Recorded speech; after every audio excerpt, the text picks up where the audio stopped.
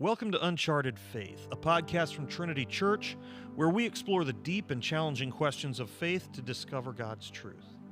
These discussions often expose areas of cultural or traditional belief in our lives that may need to be remodeled, realigned, or reaffirmed to reflect a life centered fully on Christ. Our guest for this discussion is Rodney Drury, pastor, author, and founder of Redneck Mystic Media. Rodney joins Pastor Paul Backhaus and myself, Eric Eidson, for a discussion on the nature, purpose, and pursuit of holiness and morality in our lives. We invite you to like and or subscribe to this podcast so you can be notified of future releases, including parts 2 and 3 of this discussion. If you would like to comment or contact us, we welcome you to visit www.trinitychurchmorton.org or respond in the comments section for this episode. Thank you for joining us as we dive deep into morality and holiness. All right. Well, welcome to our podcast discussion, Rod. We're excited to have you here. We've been doing this podcast. This is our 5th discussion now, and so you are our 6th guest because one discussion had 2 guests in it. But if you remember, you came and participated in a Saturday night with us a while back when we were doing Converge on Saturday nights, right? And I was doing panel discussions, and a lot of this flowed out of that as we felt the season for those Saturday night Converges was kind of coming to an end. We're like, well, is there something new that we want to shift to? We loved the conversational style of really wrestling with whatever God was bringing to the table. But we just felt like the Saturday night Converges were kind of coming, that season was ending. Right. And this kind of grew up out of that. And so welcome to Uncharted Faith. That's what we decided to call it because we're exploring things that, as one person told us, God no longer has a map for us. He's got a compass. And so we're really exploring issues and topics where there's not a map to find your way through what spiritually is supposed to happen, but there is a compass, and that's Jesus. Yeah. And so that's what Uncharted Faith has come to be. We'll take a topic like this one and just explore what Jesus might be leading us towards. And our topic today is morality and holiness. And this, for me, this topic kind of emerged last fall. I was preparing a kind of a contemplative experience for a conference that we were hosting here, and prepared just several tables of just contemplative exercises that people could engage in, and each one was a different topic, but with an idea of freedom from something to something else. So whenever God sets us free, right? He doesn't just set us free from something, he sets us free toward something, to something.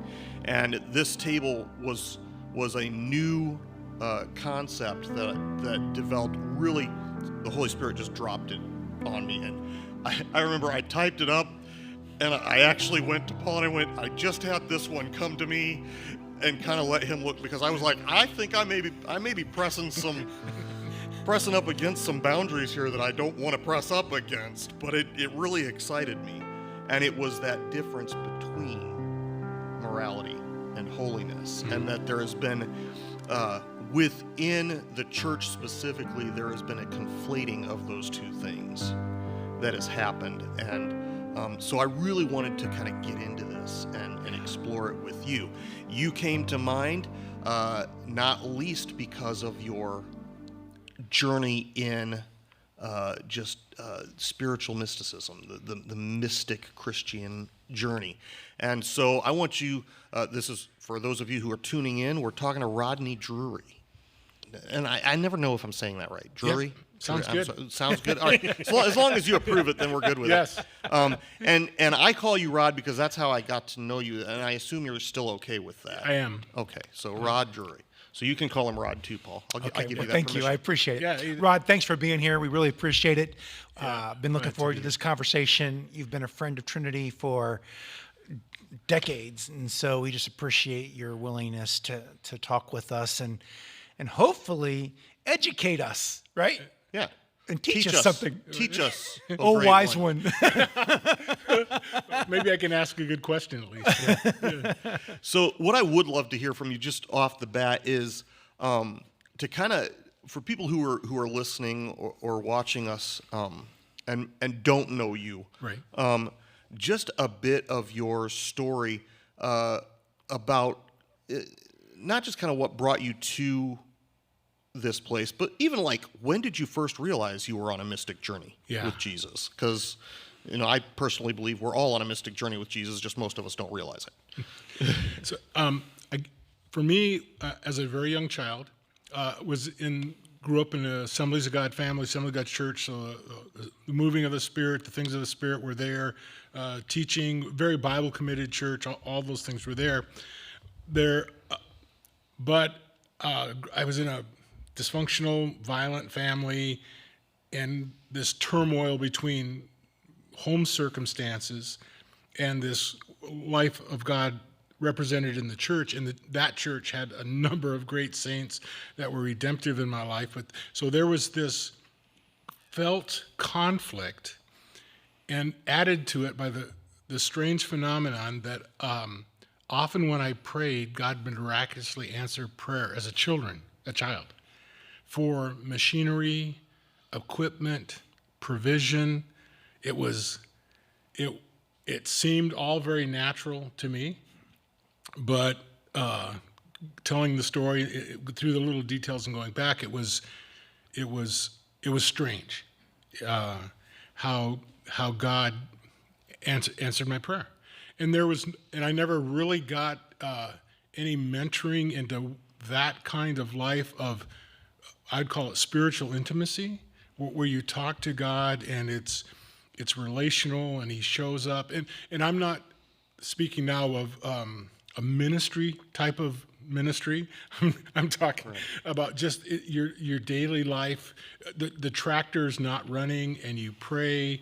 And for some reason, mechanical things have often been a part of this miraculous nature between me and God. So you have an anointing for mechanics, right? There you go. Like that. Yeah. Faith healing in the mechanical. So when that happens a few times, the texts of the scriptures now become automatically more interactive.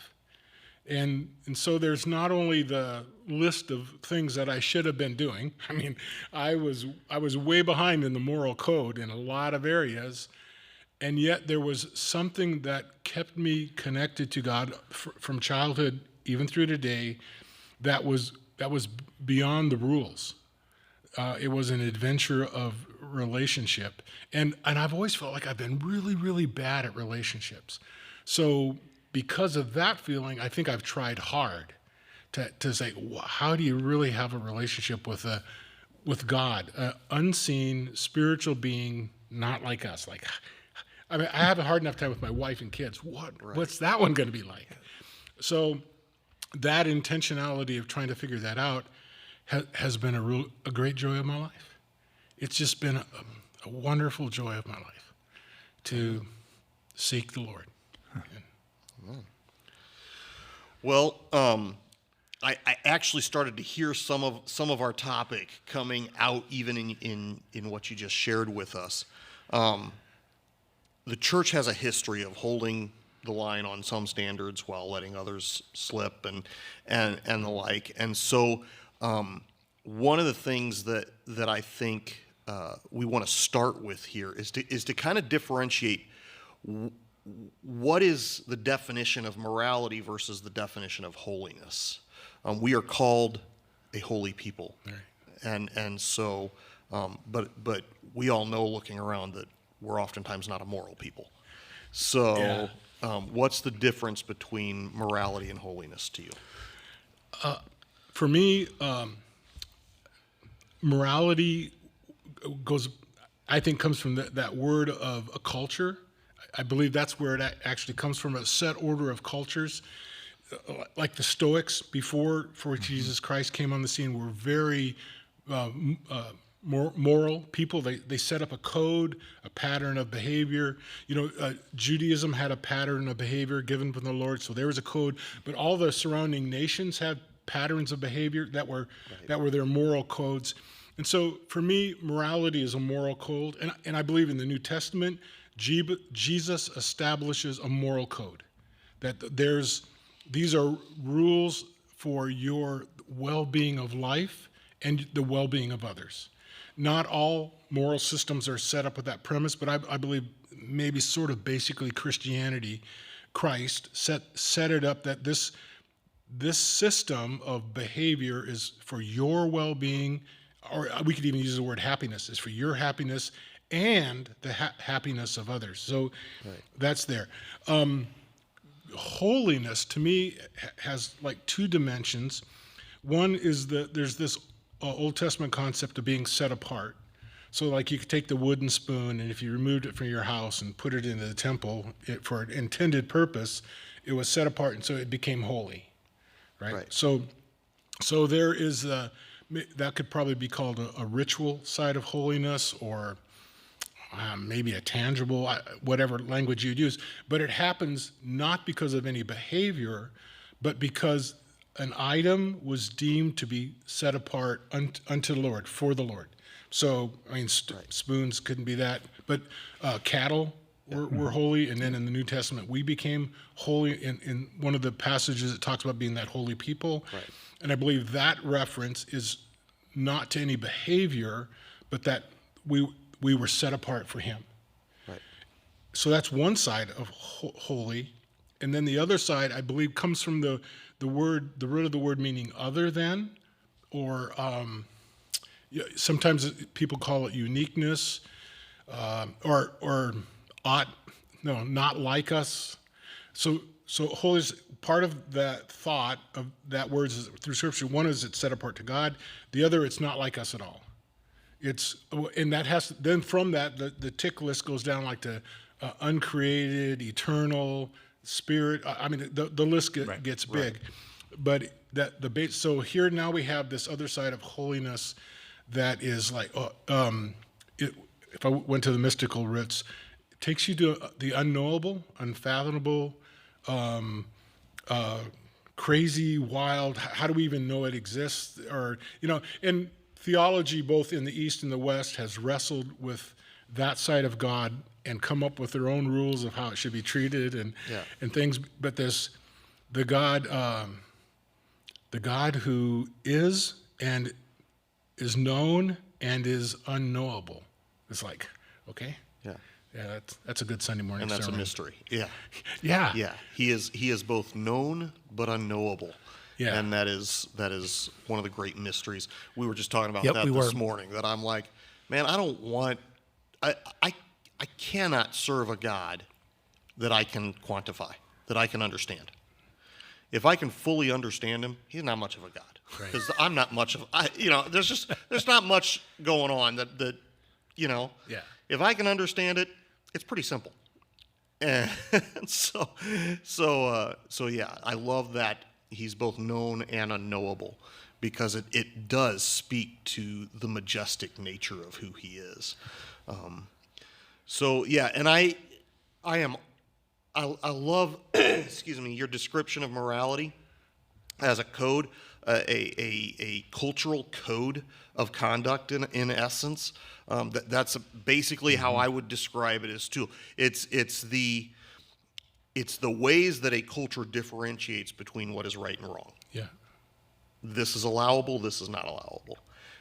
And so it's very systematic in its nature, and creates what I call a cultural ethic, right? So you got and those, we were saying even earlier, those differ even from one office to another office. If you work in an office space, you have an ethic within that office that defines certain code of conduct that everybody's kind of expected to adhere to. Right. But you go into another office, and they're going to have a very different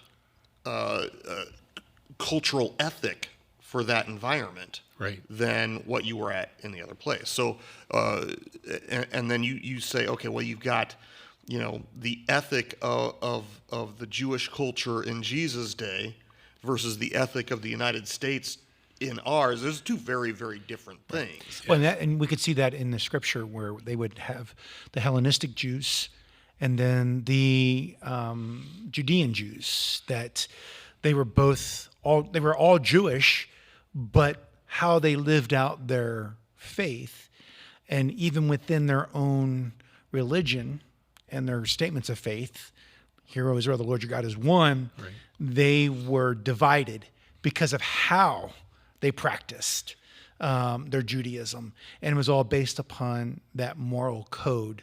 So I appreciate something that you said that I want to circle back around. You talked about it, as Eric pointed out, that it is, you didn't use the words, but it's a cultural agreement to be able to be in relationship with one another for our benefit, as well as just for the overall. And I recognize that as having great value. We were talking before this conversation, you have the Protestant work ethic, right? Mm-hmm. You have all these things that produce within our culture.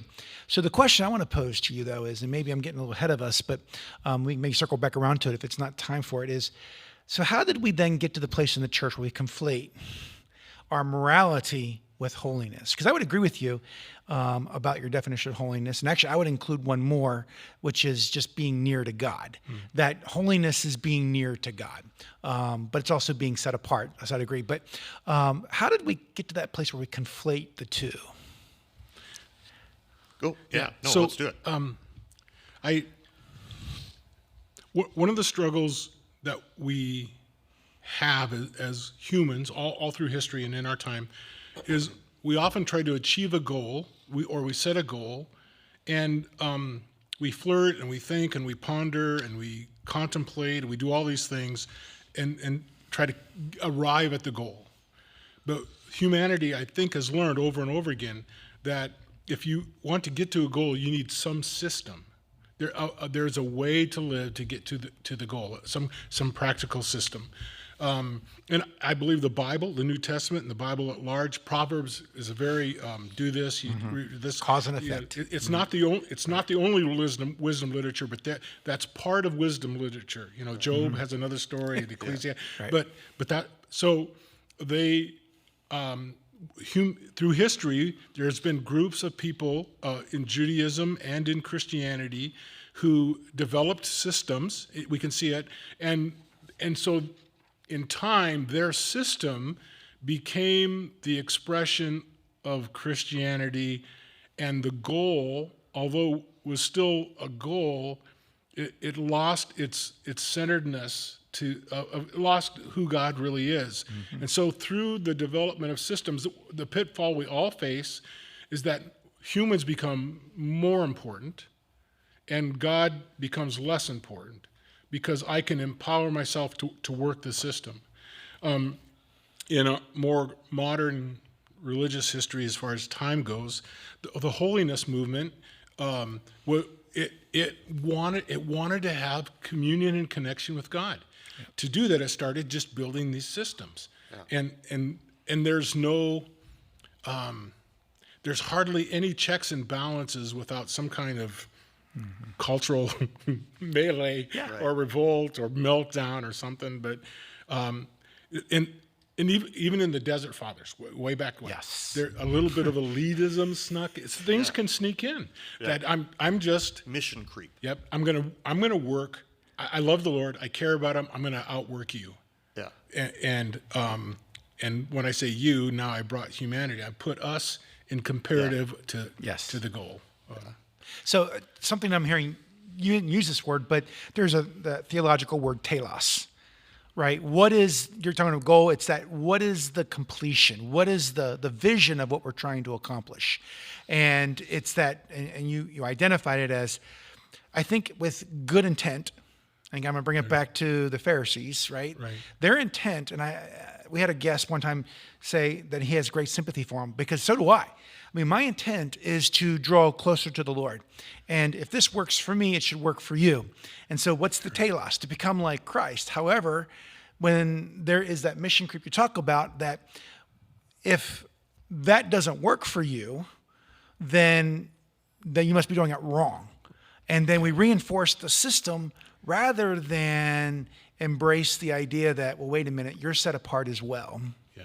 Well, and I would say even success leads to mission creep, right? This worked for me, so it will work for you, because God will do it the same exact way that he did for me. He's going to do it for you. Yeah. And that's not, you're right. And so we're going to assign the system, well, obviously, because Eric did this, this, and this and got this result, Rod, you have to do this, this, this in order to get that result. Yeah. We have embraced comparative theology to its most wicked elements. We would actually teach what God has done for me, he'll do for you. Yeah. And yet, through the whole biblical story, God, I mean, I'm not saying there's no similarities, but God uniquely walked each person through their time and space and relationship with him. And then in our own lives. When a 2-year-old runs up and snatches something out of the fridge, he can be morally scolded. You need to ask your parents. But when that 2-year-old's 40, he should have the full right to go in and get the ice cream out of the fridge. Yeah. But yet he's still, and because he's different stage of life, but if he actually has diabetes and he goes and gets the ice cream, he may be actually committing a moral sin against himself. Right. So there's all this fluidity that happens that because we are our own watchdogs and the Holy Spirit is much less of a watchdog, now we have to police ourselves. So we have to make a system of rules that at least we can achieve. If my list is too big, I'm not able to police myself or you. I love the idea that the moral code is established as part of our immaturity, right? So I use a very similar example when I'm talking about this whole idea of what is the purpose of the law. If you've got a 2-year-old, you teach them don't touch the stove. Right. You got an 8-year-old, you're starting to teach them how to touch the stove in ways that are appropriate, right? By the time you're 20, you don't need instructions not to touch the stove anymore. You don't even think about not touching. You understand the concept of the stove and how it works, and you know that if you were to touch the stove, you would burn yourself, but you don't even think about that. That's not even part of your thought process anymore. You just simply don't touch the stove in ways that get you burned. Right. Right? Unless it happens by accident, but that's a different story, right? Yeah. But the whole point is that when we look at the moral code as a set of laws that need to apply throughout, our life, rather than a set of laws that are going to internalize a way of living, we're putting more emphasis on the code than on the way. Yeah. So I do believe we all need systems. Yeah. And so I'll do the years. So the 2-year-old don't touch the fire, the furnace. That's a time and place one. Yeah. And it relates to where that child is. Right. And then the child gets 20, and they should be able to use the stove to serve others, right? And cook. Yeah. And now they develop from self-protection to involving others. And then the thing we haven't gone to that we should do is, okay, how do I glorify God with the use of the stove, so that my living is in communal. Yes. Right. And I have a sense of it's like not that, but it's authentically significant to live my life with God rather than something that's randomly done on spiritual occasions. Yes. And so that becomes, as far as the use of morality, I believe a right use of morality is we're self-focused, then we're self and others focused, and now, okay, how do I do this with God? How do I live with it? That's at the core. We were talking about, man, if you are living a moral lifestyle, but you're doing it apart from the Spirit, then that moral lifestyle can be unholy. But applying a moral lifestyle in a holy way is what you're getting at here. So you learned how to do the right things, but if you're doing all the right things for yourself, Right. then that's not a holy application of morality. The holy application of morality is when you learn that all of these behaviors are intended to bless others and honor God, and it becomes about outside of yourself rather than within. So I personally would almost argue, but not too convincingly, hopefully, that morality becomes insignificant if we encounter authentic transformation and holiness, because we no longer, morality has a tense like I'm living out of a code. Yeah. Right. When in the end, I want to try to live out of a renewed heart. That the law will be written on their hearts. Yeah, so that I don't just behave differently, I become a different person. Yes. Yes. Absolutely. And so again, that's that telos, right? All right. Well, so this was part 1 of our series with Rod Drury on morality and holiness. There's much within this series to unpack, and a couple of things that I'm like, I can't wait till we do the outro on part 3, because I think we're going to blow some people's minds on that one. But let's talk, or maybe it was part 2, but regardless, let's talk about that first part that we just listened to. What stood out to you? Well, first I want to say I think Rod did a good job of giving us some working definitions for the conversation, where we asked him specifically what's the definition of morality, and then what's the definition of holiness. And I appreciated his definition. We were talking about morality is set by a culture, and that ultimately it's a culture. If we're going to talk about morality from the perspective of the kingdom of God, it's God's pattern for behavior. But I really appreciate he said morality would be for the sake of us as individuals, and then for the well-being of one another. And then he goes, and there's a third component that I thought was really important that he brought to the conversation, was it's for the glorification of God. Yeah. So a lot of times we talk about morality as it is a blessing and benefit to us individually. Absolutely, right? We want to live a healthy whole life. Then, of course, as we mature, it's going to bless those around us and the family and so forth. But the third component is for the glory of God. But then holiness, as he established the definition, which is one that we would read in theology, is just being set apart for the purposes of God. And so that was what I appreciated. First of all, how he established some definitions for a good conversation. I liked also in that component of holiness was the uniqueness or the otherness component. That there is something within this concept of being holy that does create an otherness, or the word that came to my mind was an alien component to us. That we become alien to everything else. All right, yeah. I see where you're saying that our ownership, our allegiance, our home is now with God, and not with any of these other things. Yes, and so all these other things become kind of alien to us.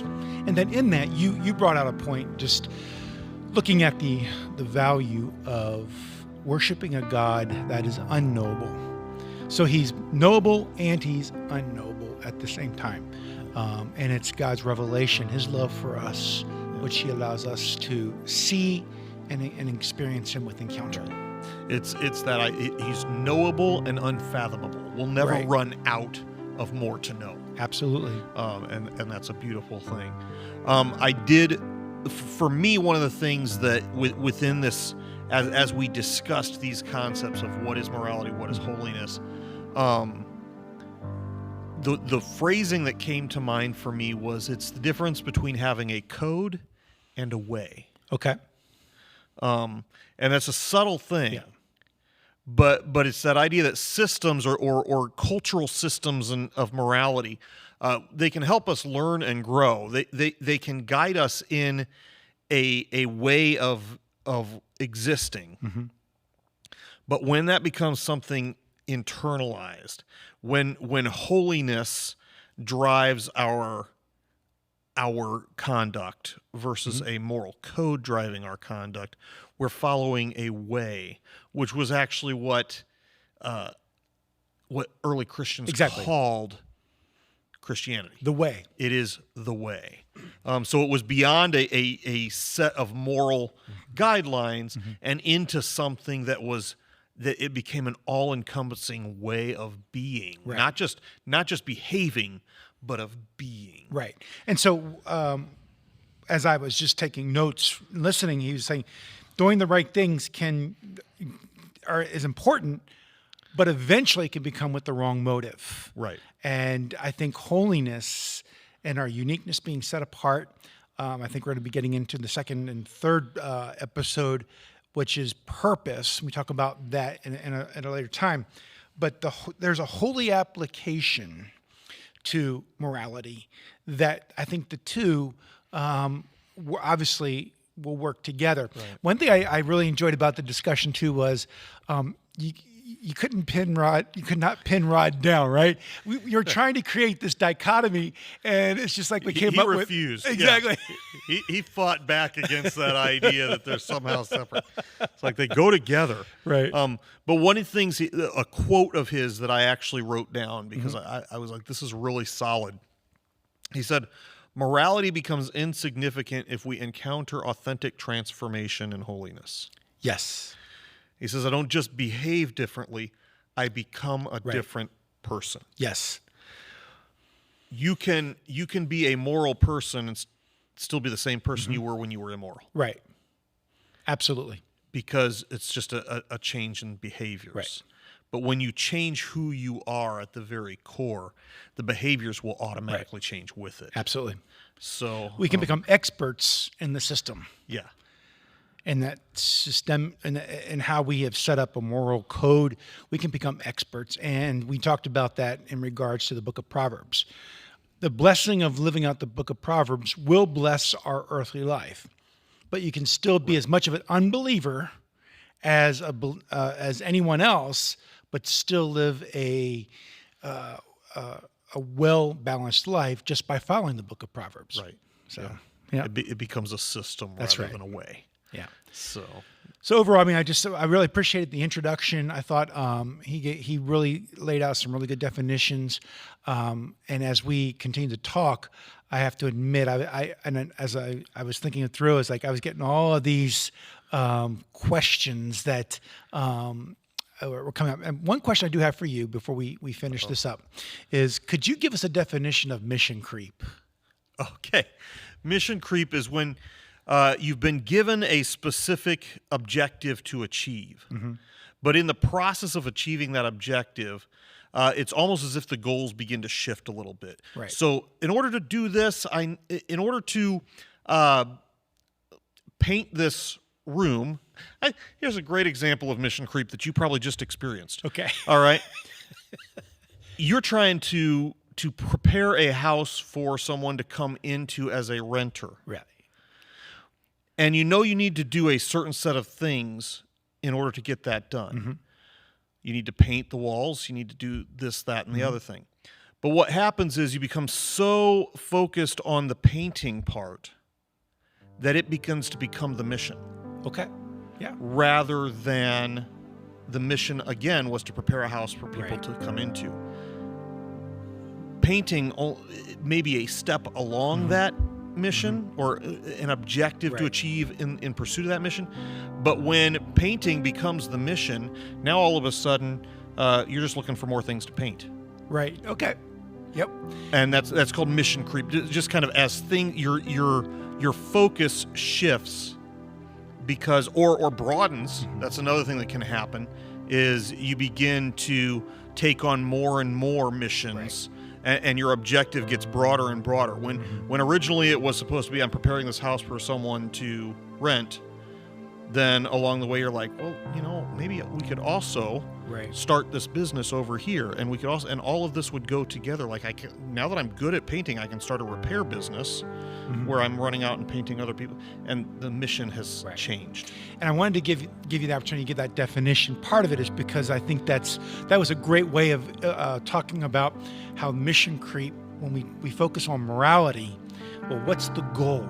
And we talked about the goal of really, in essence, to become like God, become like Christ. And in this case, the mission creep quite often in the church is our goal. What is the mission of the church?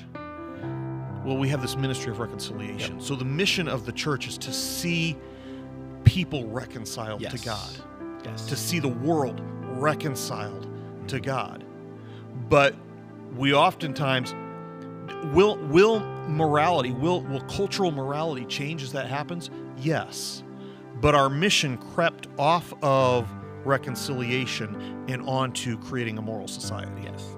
And that's where mission creep happened within the context of this discussion. Well, thanks. I just want to throw that question out there for you. All right. Well, again, we invite you to interact with and participate in this conversation. You can do that through the comment sections or through email. If you want to reach us via email, you can go to our website at www.trinitychurchmorton.org, and you can find our email addresses there.